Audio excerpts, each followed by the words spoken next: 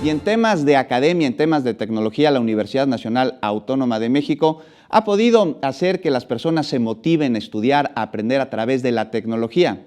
Veamos cómo.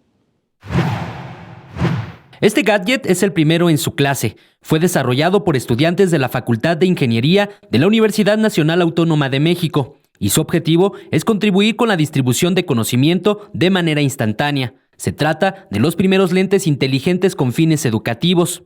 Detectan automáticamente cuando alguien se los pone. Número 2, cuando se hace un comando, que puede ser de voz o puede ser tocando los lentes, arranca una grabación en primera persona de lo que tú estás viendo. El gadget diseña y explica soluciones educativas que son subidas a una nube en donde el contenido en audio y video queda disponible en una red de internet pública para quedar accesible a cualquier persona. De acuerdo a los desarrolladores, los lentes Época también servirán como buscador especializado. Y para ponerlos a prueba, serán los propios estudiantes de la UNAM quienes en marzo próximo comprueben su efectividad y así incentivar a la comunidad universitaria para desarrollar más tecnologías útiles. Con esto buscamos fomentar el emprendimiento en los estudiantes de la universidad.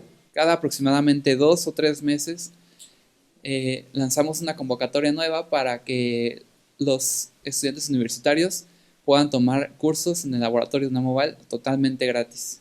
El costo del gadget no rebasará los 300 pesos por pieza y aunque el proceso de patente todavía no concluye, se sabe que muy pronto estos lentes tecnológicos estarán en el mercado al alcance de cualquier persona.